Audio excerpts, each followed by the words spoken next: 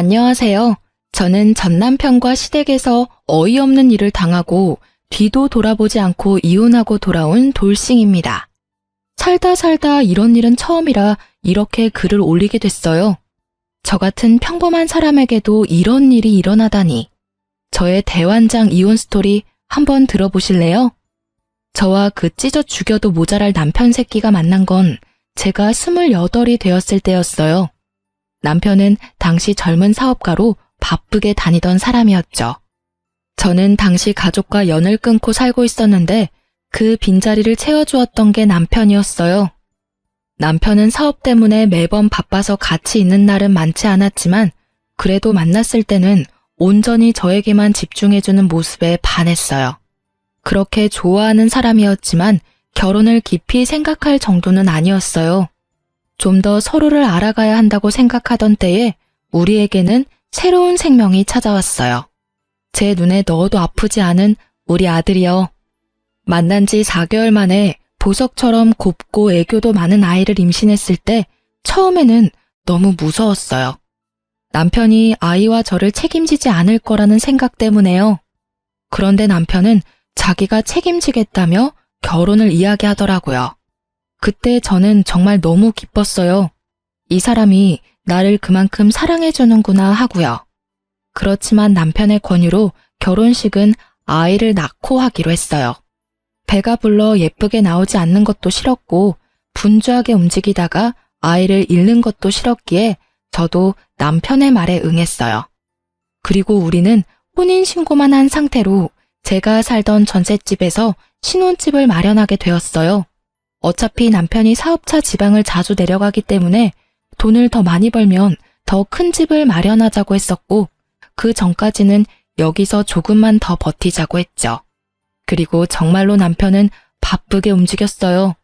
주말에는 아예 집에 오지 못하고 출장을 가야 했고 평일에도 이틀, 길면 나흘 이렇게 잠만 자고 일하러 다시 가야 했어요. 그때 제 곁에 있어준 건 시모였어요. 처음에는 제가 아이를 덜컥 임신했을 때도 시모는 뒤도 돌아보지 말고 결혼하라며 힘들면 자기가 애를 같이 봐주겠다고까지 하더라고요. 그래서 너무 감사한 마음뿐이었어요. 시부는 살아계셨지만 제가 결혼하기 전부터 지병으로 병원에 내내 계셨다고 하더라고요. 그래서 저는 제가 일하는 병원이 가족 할인이 되니 이쪽으로 말하고 시부를 옮겨두었어요. 그렇게 행복한 신혼을 보낼 거라고 생각했는데 아이가 태어나니 상황이 완전히 바뀌어버리더군요. 시모의 행동이 완전히 바뀌었어요. 잘 봐주겠다던 사람은 어디 가고 없고 웬 꼬장꼬장한 할머니 한 분이 나타나셨죠.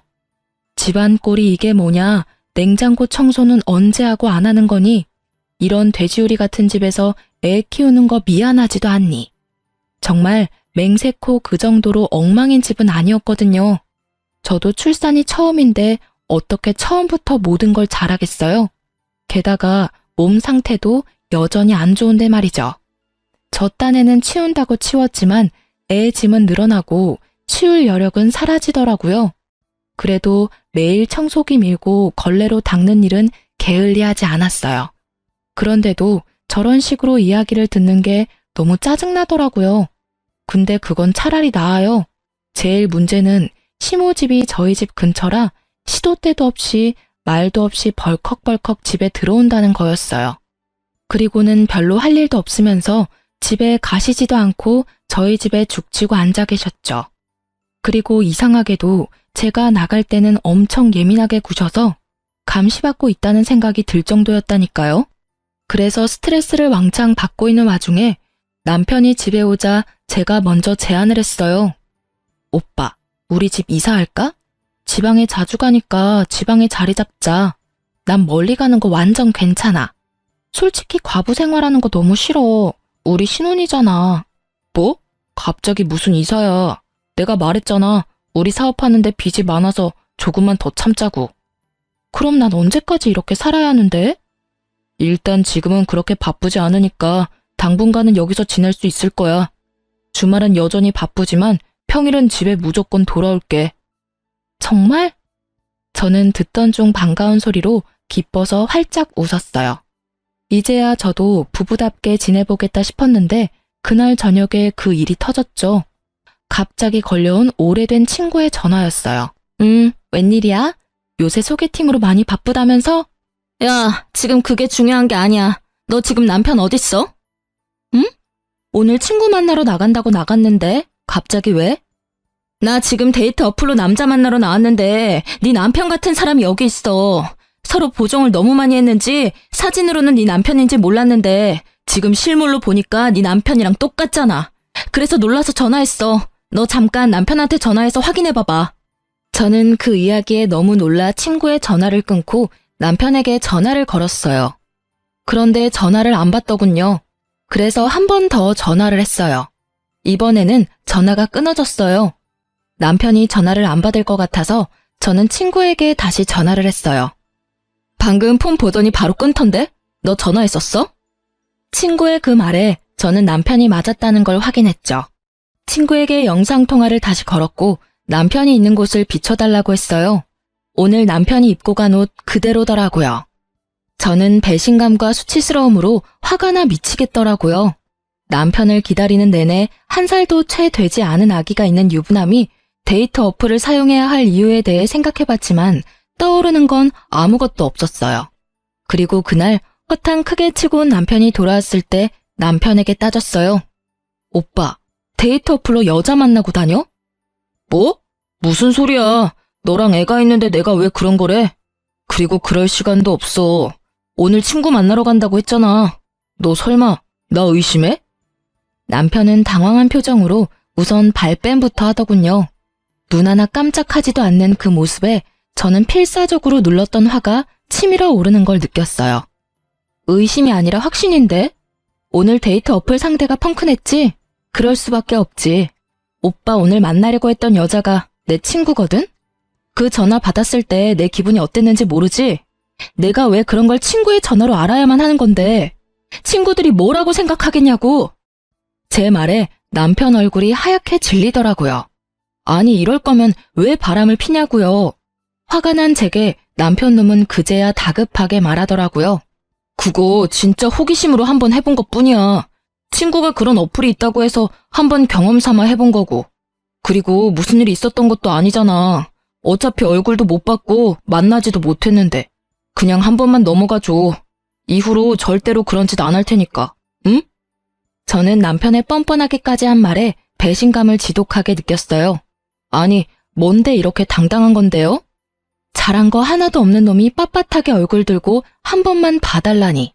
이게 지금 저한테 할 소린가요? 미안하다가 아니라 한 번만 봐달라는 소리가 먼저 나오는 남편을 보며 저는 한숨을 푹 쉬었어요.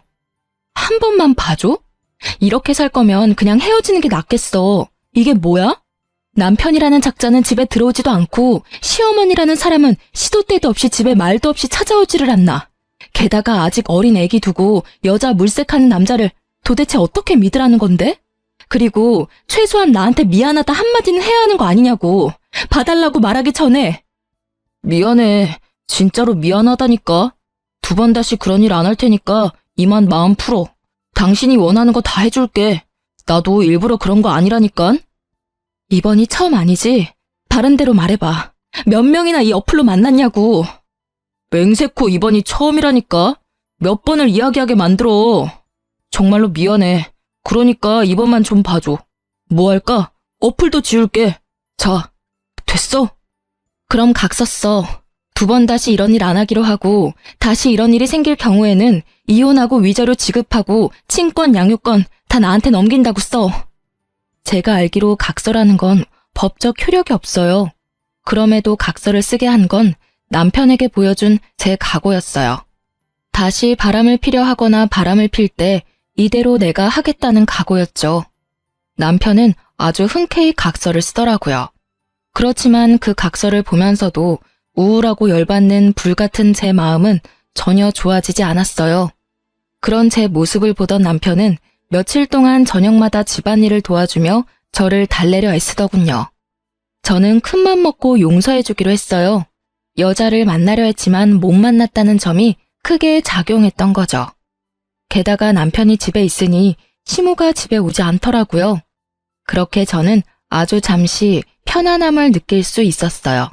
시모가 오지 않고 남편이 집안일을 해주고 있었으니 딱 오늘만 같았으면 하는 마음이 들었거든요.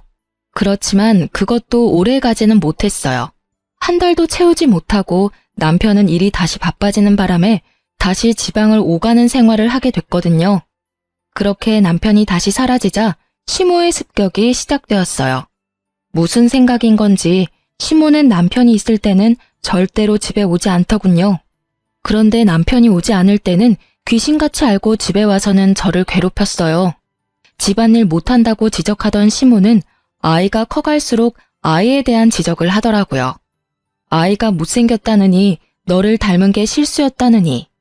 듣기에도 진짜 머리가 아플 만큼 아이에 대한 악담을 하더군요. 처음에는 그냥 농담으로 넘기려고 했는데 매번 그런 이야기를 들으니 점점 더 농담으로 들리지 않더라고요. 자그마치 애가 태어나고 30개월을 그렇게 보냈죠. 그런 상황을 참다 못한 저는 인연을 끊고 지냈던 어머니에게 결혼 후 처음으로, 아니, 집을 나온 후 처음으로 전화를 걸었어요. 시모뿐만이 아니라 여전히 집에 잘 오지 못하는 남편 때문에도 엄청 힘들었거든요. 엄마, 나야. 너 지금 어디야? 어떻게 한 번도 연락을 안 해? 이 모진 것. 잘 살고는 있는 거야? 밥은 잘 먹고 다니고? 엄마, 너무 걱정했어. 나 결혼해서 애까지 있어. 엄마한테 전화하고 싶었는데 혼전 임신이라 엄마하고 틀어질까봐 걱정돼서 연락도 못했어. 뭐? 애가 있어? 결혼까지 했다고? 너 결혼식 할 때는 어떻겠어? 부모도 없이 혼자 들어갔어? 아니, 결혼식은 아직 안 했어. 배가 불러와서 결혼식은 나중에 하기로 했거든. 아, 정신이 하나도 없어. 오랜만에 전화했나 싶었는데 이런 일까지 듣게 되고. 그래, 애는 몇 살이야? 이제 30개월이야. 아들인데 귀엽고 애교도 많아. 듣기만 해도 좋네. 내일이라도 집에 와. 반찬 해놓을 테니까 반찬 가지고 가고. 애 얼굴도 한번 보자. 연락 안 되는 동안 손주가 생겼다니 신기하기도 하고 놀랍기도 하고. 그렇게 전화를 끊고 다음날 꼭두 새벽부터 저희 친정을 찾아갔어요. 몇 년을 오지 않았음에도 제 방은 그대로더군요. 주말이라 아버지도 집에 있더라고요. 오랜만에 보는 아버지는 많이 늙었더라고요. 이놈아, 이렇게 힘들게 살 거면 그냥 집에 있지 그랬어. 우리 몰래 애까지 낳고. 그렇게 아버지와 마음을 터놓게 된 우리 가족은 그간 밀린 이야기를 했어요. 그리고 가장 중요한 남편에 대한 이야기도 했죠. 그런데 남편에 대한 신상을 들을 때마다 아버지 표정이 영 좋지 않더라고요. 근데 네 신랑이라는 사람 사진이 있냐? 아빠 얼굴 좀 보여줘봐. 어떻게 생겼는지 얼굴 좀 보자.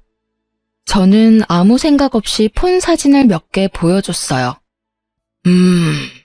아무리 생각해도 닮았는데. 뭘 닮아?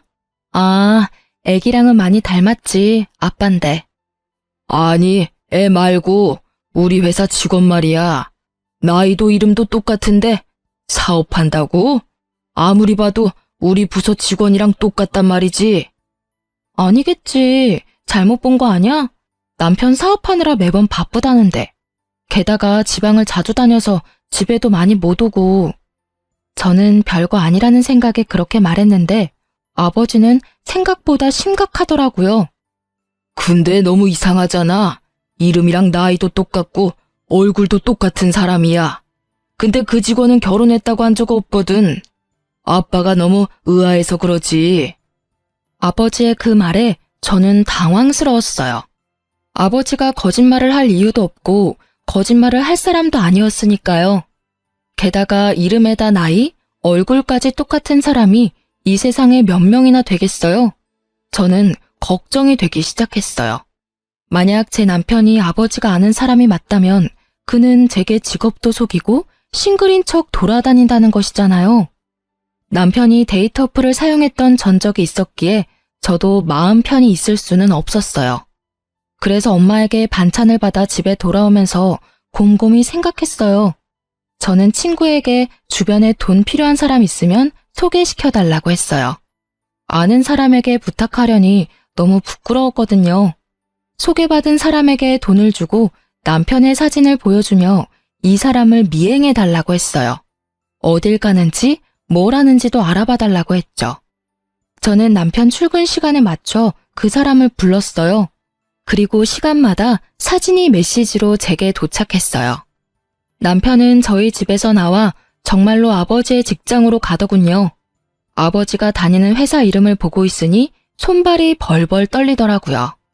진짜로 아버지 말대로 사업가가 아닌 직장인이었던 남편이 왜 저를 속였는지 그 속내가 궁금해졌어요. 이 사진만으로도 분노할 만한데 그 뒤의 사진은 아주 가관도 아니었어요. 제가 모르는 어떤 아파트로 들어가는데 거긴 지금 제가 사는 집 근처였거든요. 남편 놈이 그 아파트에 들어가는 사진까지 보고 난 뒤 제가 직접 알아보기로 했어요. 아이를 친정엄마에게 맡겨놓고 새벽부터 그 아파트로 가서 남편의 차 번호를 찾았죠. 그리고 근처에서 몰래 기다렸어요. 그날은 주말이었는데 차를 타러 나오는 남편이 보이더라고요. 사진 속 여성과 아이, 그리고 시모까지 모두 나왔어요. 시모가 이 여성과 아이를 알고 있었다는 거잖아요. 남편의 팔짱을 끼고 유모차를 밀고 있는 남편 놈을 보니 배알이 뒤틀려 지금이라도 당장 뛰어나가서 머리채를 쥐어뜯고 싶더군요. 하지만 참았어요. 나와 만날 때부터 아니면 혹시라도 그 전부터 만났을지도 모를 상간녀를 보니 속이 안 좋았어요. 게다가 저희 아이보다 아주 조금 어려 보이는 아이. 제가 임신했을 때 저 여자도 임신을 했었다는 이야기잖아요. 너무 더러운 기분에 저는 더 이상 그 사람들을 쫓아갈 생각도 들지 않았어요. 집에 돌아와 남편을 기다리며 왜 굳이 남편이 나와 결혼을 했을까 고민해봤어요. 솔직히 우리 부부 사는 게 보통 부부처럼은 절대 보이지 않잖아요. 주말은 오지 않고 평일에도 이틀, 나흘? 이럴 거면 저랑 왜 흔쾌히 결혼을 했냐 이거죠. 그런데 짐작 가는 구석이 딱 하나 있긴 했어요. 결혼하면서 남편이 제게 그랬거든요. 우리 결혼하면 아버지 혹시 당신 직장에 모셔줄 수 있어? 아버지 병원비가 생각보다 많이 나와서 걱정이거든. 지병이 있으셔서 병원에 입원하셔야 하는데 병원비가 어마어마하더라고. 아버님이 병원에 계시다고? 요양병원이면 비용이 꽤 나올 텐데. 수급자가 아니시면 아무래도 부담이 되지. 비급여가 많으니까 그럼 우리 병원으로 모시자. 직원 할인 있으니까 조금 도움은 되겠지. 그리고 무슨 일 있으면 연락하기도 쉽고 말이야. 그 말에 시부를 저희 병원으로 옮기고 제가 보호자로 지내며 필요한 걸 넣어드리거나 굳은 일을 도맡고 있었거든요. 일단 같은 건물에 있으니 제가 하기 쉬웠으니까요. 그리고 시모도 결혼할 때 꼭 부탁하더라고요. 그런데 옮기고 나니 정작 아무도 찾아와 보지는 않았어요. 그렇게 지극정성으로 모시는 척 하더니 제게 맡겨두고는 아예 발길을 뚝 끊었죠. 가만 보니 이것들이 입원비 할인받고 그 김에 귀찮은 짐 떠넘기려고 저와 결혼을 하려고 한 것 같았어요. 얼굴도 보지 못한 여자가 임신을 했다는 이유만으로 결혼을 허락한 시모의 속내도 마찬가지였던 것 같았어요. 그런 인간들 손에 노란한 내가 너무 바보 같고 원망스러워서 아무 일도 손에 잡히지 않고 시간만 흘렀어요. 그리고 월요일 저녁이 되자 남편이 집에 돌아왔더라고요. 저는 남편이 거실 소파에 앉자마자 폰으로 사진을 보여줬어요. 이거 뭐야? 그게 뭔데? 사진을 흘깃 보던 남편은 표정이 싹 바뀌더라고요. 뭔지 알아챈 거죠. 내가 사진 하나를 받았는데 사업하느라 바빠서 집에 못 온다고? 개집질하느라 집에 못 오는 거였겠지. 어이가 없어서 애까지 만들었어? 딱 봐도 우리 애랑 얼마 차이 안 나 보이는 애를 언제부터 이 상간녀랑 두 집 살림했는지 빨리 불어. 저의 추궁에 남편 놈의 반응은 상식적이지 않았어요. 아니, 방귀 낀 놈이 성낸다고 딱 그 꼴이었죠. 도리어 저한테 화를 냈으니 말이에요. 당신 스토커야? 왜 남의 뒤를 캐고 지랄이야? 내가 밖에서 뭘 하고 다니든 네가 무슨 상관인데? 버럭 화를 내는 남편을 보니 정말 부글거렸어요. 이 새끼는 왜 화를 내는 거죠? 화를 내려면 내가 내야 하잖아요. 상간녀랑 얼마나 됐는지는 모르겠는데 애까지 낳았다니 볼장 다 본 거잖아. 우리 헤어져. 그리고 시아버지도 다른 병원으로 보내줘. 헤어지고 나면 남이니 병원비 내가 도와줄 필요도 없잖아. 그렇지? 역시 시부 이름이 정답이었는지 남편 놈이 갑자기 당황하더군요. 잠깐, 급하게 굴지 마. 내가 화낸 건 당신이 내 뒤를 캐서야. 물론 바람핀 건 내 잘못이지. 그러니까 내가 그쪽 여자 정리할게. 어차피 호적이고 뭐고 올라가 있지도 않아. 나 법적으로 깨끗한 사람이라고. 그러니까 일단 진정하고 우리 앞으로 어떻게 할지 생각해보자. 남편 놈은 그쪽을 정리하겠다는 말을 불쑥 꺼내더라고요. 저는 더 어이가 없었어요. 지 사정에 맞춰서 이 여자 저 여자 관리하는 모양새가 여자가 한둘만 있지는 않을 거라는 합리적인 의심을 하게 만들었죠. 분명히 다른 여자도 있겠지 하는 생각이 강하게 머리를 강타했어요. 저는 남편에게 강하게 말했어요. 법적으로는 깨끗하겠지. 그런데 내 마음이 깨끗하지가 않아. 네 얼굴 보는 것만으로도 뱃속이 부글부글거리고 열받아서 머리가 돌 것 같다고. 그리고 뭐? 정리를 해? 어떻게 정리할 건데? 내가 데이터 어플 같은 거 할 때부터 알아봤어야 했어. 그때 끝장 봤으면 이 꼴 안 보고 사는 건데. 여기 내 집이고 어차피 오빠 짐도 얼마 없어. 그러니까 내가 앞으로 어떻게 할 건지 결정하기 전까지는 이 집에 발도 디딜 생각하지 마. 냉정하게 생각해. 이런 일로 당신 진짜 혼자 살 거야? 애도 어리고 싱글맘이 얼마나 힘든지 당신이 몰라서 그러나 본데. 지금까지도 충분히 싱글맘처럼 살고 있었어. 아니, 그보다 더 심하지.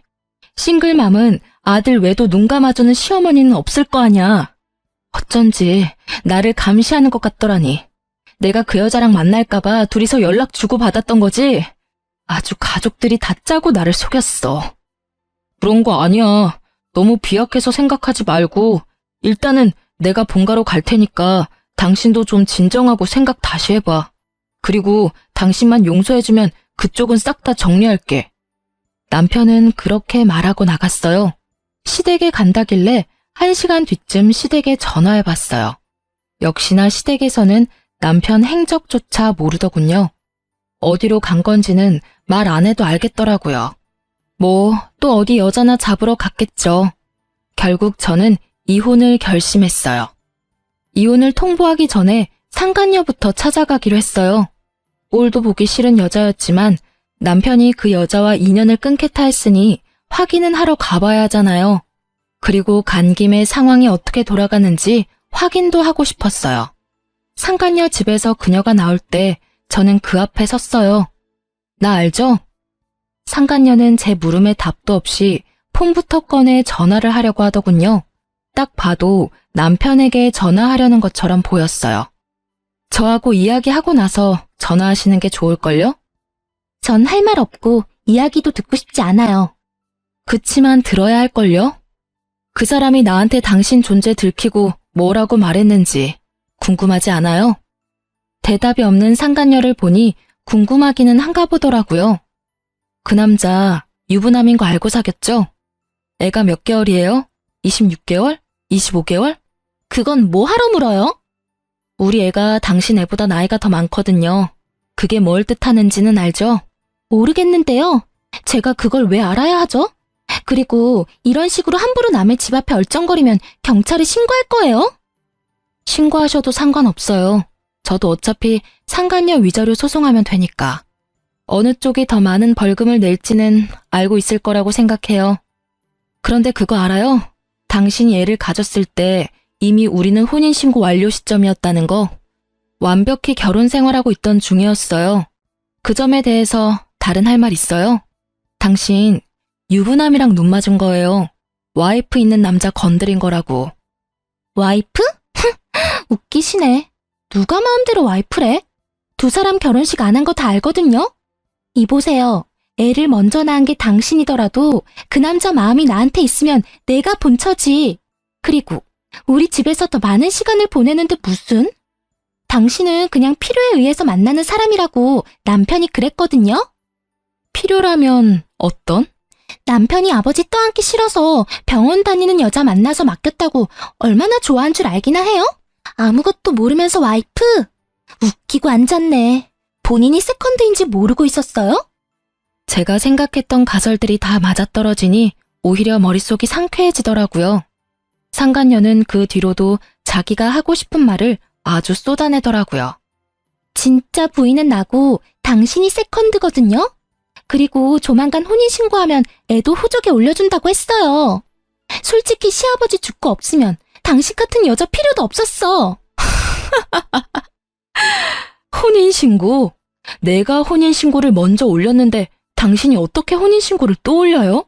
참 이상한 여자네. 이미 법적으로 유부남인 남자를 어떻게 혼인신고하는지 당신이 좀 알려줄래요? 제 말에 상간녀의 아주 당당하기만 하던 얼굴이 갑자기 동그랗게 놀란 얼굴이 되더라고요. 정말로 몰랐나 봐요. 남편 놈이 저와 혼인신고가 되어 있다는 걸. 그게 무슨 소리야? 혼인신고가 되어 있다고? 어떻게 그게 가능하냐고? 남편은 나한테 혼인신고 안 했다던데? 애 가져서 결혼하는데 결혼식도 못했어요. 그러면 당연히 혼인신고라도 해야 하는 거 아니에요? 그 새끼가 이 여자 저 여자 만나고 다니느라 바빠서 깜빡했나 본데 결혼 준비할 때 이미 남편 신분증과 도장 가지고 동사무소 가서 신고했죠. 아무 생각 없이 그냥 두던데요. 설마 이제까지 자기가 혼인신고 되어 있었던 것도 몰랐대요? 그걸 왜 혼자서 혼인신고를 해요? 그럼 결혼하자고 하는 사람이랑 혼인신고를 하지 누구랑 혼인신고를 해요? 그리고 애 낳으면 호적에 올려야 하잖아요. 그러니 혼인신고했죠. 제가 잘못한 거예요? 아니, 그리고 둘이서 사랑한다면서요. 그러면 애가 태어나면 호적부터 올려주겠다고 했겠죠. 대체 뭘 기다린 거예요? 저는 이 상황에 웃음이 났어요. 그놈도 자기가 법적으로 본인이 유부남인 거 모르고 있나 보더라고요. 저는 상간녀에게 웃으며 말했어요. 그 자식은 법적인 유부남이었고 당신은 유부남이랑 붙어먹은 불륜이었고요. 그리고 내가 남편한테 어제 헤어지자 했더니 나한테는 당신 쪽을 정리하겠다고 하더군요. 생각한 것보다 엄청 사랑한 건 아니었나 보네요. 아참, 좋은 거 하나 알려드릴까요? 저는 상간녀에게 여자가 나뿐만이 아니라는 걸 알려주고 싶은 마음이 들었어요. 제가 받은 배신과 상실감을 이 여자도 받길 원했거든요. 그리고 이 여자가 빨리 깨닫고 남편 놈을 버려주길 바라는 마음도 더 컸고요. 그 남자 폰 자세히 살펴봐요. 데이트 어플 있을 거예요. 우리 애 태어난 지 얼마 안 됐을 때 여자 만나려고 그 데이트 어플로 여자 찾은 게 그 남자예요. 각서 날짜가 당신이 임신 중일 때죠? 그때도 다른 여자 만나고 다닌 거예요. 이쯤 되면 그 남자가 얼마나 인간 쓰레기인지 잘 알겠죠? 상간녀의 얼굴이 하얗게 질리더군요. 그러나 그렇게 쉽게 믿고 싶지는 않았나 봐요. 그래서 저는 명확한 증거를 보여주기로 했어요. 저는 남편이 데이트 어플을 사용했을 때 작성한 각서를 상간녀에게 폰으로 보여줬어요. 날짜까지 적힌 각서는 제 아이가 태어난 지 얼마 안 돼서 작성된 거니까 적어도 이 각서를 썼을 때는 그녀가 임신 중이었거나 아이가 신생아였을 것 같았거든요. 그 데이트 어플 상대방이 제 친구여서 제가 착각할 리 없거든요. 친구한테 목록 보내달라고 하면 보내주겠죠. 그거라도 받아서 보여줘요? 아, 그리고 혹시 주말에 잠깐 저희 집 간다고 나간 적 없어요? 근데 그놈은 저희 집에 주말에 온 적이 없어요. 매번 평일에만 저희 집 왔거든요. 그럼 이 집에 오지 않은 주말에는 어디에 갔을까요? 그 이야기를 듣자마자 상간녀의 얼굴이 확 일그러지더라고요. 그 얼굴을 보니 얄궂게도 제 마음이 조금 시원해지더라고요. 결국 상간녀는 제 말이 끝나자마자 폰을 들고 남편놈에게 전화를 하더라고요. 야, 이 나쁜 놈아. 너 혼인신고까지 했으면서 뭐? 우리 애를 호적에 올려줘? 너 어디부터 어디까지가 거짓말이야? 우리 사이 이제 끝이야. 저는 그 모습을 보고 웃으며 집으로 갔어요. 이 정도로 불을 지펴놨으니 두 사람은 알아서 타오르다 꺼질 테죠. 집에 돌아오는 내내 남편놈이 전화를 하더라고요. 싹 다 무시했어요. 이제 저는 그놈한테 들을 말도 할 말도 없거든요. 그런데 그놈은 그렇지 않았나 봐요. 집에 돌아가 짐을 싸고 있는데 남편 놈이 집으로 들어오더라고요. 저는 신경도 쓰지 않고 짐을 마저 챙겼어요. 남편이 제 몸을 휙 돌려 세우더라고요. 얼굴을 보니 화가 잔뜩 난 것이 제가 딱 바라던 얼굴이었어요. 바빠. 별일 아니면 나중에 전화로 해. 그게 남편한테 할 말이야? 당신이 하던 대로 했는데 뭐 문제라도 있어? 매번 바쁘다고 나중에 전화하던 사람은 당신이잖아. 아, 지금 그 말 하자는 게 아니잖아. 너 혼인신고는 언제 했어? 아니 왜 맘대로 혼인신고를 해? 그것부터 묻는 걸 보니 상간녀가 화낸 것보다도 자기가 총각이 아니라 유부남이라는 사실이 참으로 화가 났나 보더라고요. 저는 너무 웃겼지만 꼭 참고 말했죠. 아, 그것 때문에 왔어? 그럼 결혼식도 안 하고 애 낳고 사는데 혼인신고라는 확신도 없으면 나중에 내가 뭐가 되는데? 그리고 결혼하자는 말은 혼인신고 하자는 말이랑 똑같은 거 아니야? 그게 아니면 다른 생각이라도 했어? 평생을 총각으로 있고 싶었나 본데 난 그런 거 정확히 아는 타입이야. 결혼 준비하면서 당연히 혼인신고도 한 거지. 질문이 근데 너무하네. 왜? 유부남이면 안 되는 이유라도 있어? 애가 이쪽 집 저쪽 집 합쳐서 둘이나 되면서? 아, 그런 문제가 아니라고. 그럼 그 여자는 왜 찾아갔어? 나랑 해결하면 될 문제잖아. 너 스토커야? 왜 엄한 사람한테 가서 화풀이 했냐고. 나하고 싸우고 해결하면 될 일을 내가 그 여자랑 헤어져 준다고 했잖아. 내가 뭘 하든 신경 안 썼잖아. 그러니까 이번에도 신경 쓰지 마. 내가 무슨 짓을 해도 더 이상 신경 쓰지 말라고. 이혼하고 집 뺄 거거든? 그러니까 그 여자랑 잘 살아. 왜 나 때문에 그 여자랑 헤어져? 그러지 마. 그냥 둘이서 늙어 죽을 때까지 시부시모 모시고 잘 살면 되잖아. 더 이상 간섭 안 할 테니까. 아 참, 대신에 위자료는 무조건 받을 거고 아이 양육권 친권도 무조건 가져올 거니까 양육비 줄 걱정이나 하고 있어. 양육비? 나 그럴 돈 없어. 받고 싶으면 네가 알아서 받아가. 돈 한 푼도 없는 나한테 가져갈 게 있을까? 네가 알아서 잘 찾아봐. 나는 못 주니까. 배째라는 식으로 말하는 남편을 보며 저는 싱긋 웃어줬어요. 저런다고 제가 당황할 줄 알았다면 오산이죠. 그래? 오빠가 안 주면 오빠 직장에서 돈 직접 빼갈게. 걱정 마. 그거면 충분하지? 신경 쓸 일 하나도 없으니까. 뭐? 네가 내 직장을 어떻게 알아? 너 내 뒤도 캐고 다녔냐? 당황한 남편놈의 얼굴에 저는 더 크게 미소 지으며 말해줬어요. 나도 얼마 전에 아버지랑 연락돼서 알게 됐거든. 오빠가 우리 아빠 부하 직원이더라고. 아버지가 아주 자세히 알고 계시더라. 회사에서도 언제나 총각이라고 말하고 다녔다면서? 나한테 사업한다고 속이고 상간녀 집에서 먹고 자고 하니 아주 좋았지. 이렇게 들키게 될 줄 몰랐지? 설마 장인어른이 직장 상사일 줄이야. 그치? 제 말에 사색이 된 남편 새끼의 얼굴이 아주 가관이었어요. 끝까지 숨기고 싶었을 텐데 어쩌나요? 모든 게 다 까발려져 버렸는데. 그게 사실이야? 진짜 우리 부장님이 당신 아버지라고? 거짓말이지. 나한테 물어보지 말고 아버지한테 직접 물어봐.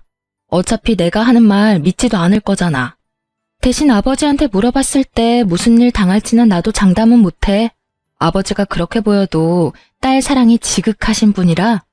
뭐 그게 싫으면 직장을 그만둬도 괜찮지. 괜히 그렇잖아. 이혼한 와이프 아버지라니. 세상에 이보다 더 찝찝한 관계가 어딨어? 그러나 그 직장은 그만두지 못할 거예요. 생각보다 월급도 많고 복지도 좋거든요. 잠깐만. 여보, 우리 진짜 진지하게 이야기 좀 할까? 가족관계나 그런 거 정말로 맞는 거야? 일부러 나한테 거짓말하는 건 아니지. 나 바쁘다니까. 짐 싸고 있는 거 안 보여? 궁금한 거 있으면 우리 아버지한테 물어보고 나는 이제 오빠한테 간섭 안 할 테니까 그렇게 하라. 저는 매달리던 남편놈을 집 밖으로 내치고 최소한의 짐만 챙겨 친정으로 돌아갔어요. 혹시나 남편놈이 이 집에 들어가 죽치고 있을까봐 비밀번호도 바꾸고 집주인에게도 남편놈에게 문 열어주지 말라고 전했어요. 그러게 사기를 치려면 잘 알아보고 쳤어야죠. 그렇게 이혼은 아주 속전속결로 이뤄졌어요. 워낙에 남편놈에게 유책 사유가 많고 확실하기도 했어서 저에게 굉장히 유리하게 이혼이 되긴 했어요.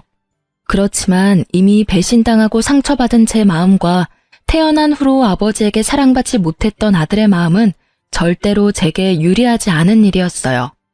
이혼이 완료되고 가장 먼저 한 일은 제가 일하는 병원에 입원한 시부의 할인을 끊는 일이었어요. 그리고 다음 달 병원비가 평소의 배로 나오자 시모가 연락이 왔더군요. 병원으로 전화하면 될 일을 제 개인 폰으로 연락을 했어요. 야, 너 병원비에 무슨 짓 했지? 왜 병원비가 갑자기 이렇게 많이 나와? 80만 원 나오던 병원비가 왜 갑자기 160만 원이나 나와? 아, 보호자분, 그건 당연한 일이죠. 원래 병원비가 160인데 가족 할인 받아서 120만 원이었고 그중에 40만 원을 제가 선지급금으로 내드리고 있었거든요.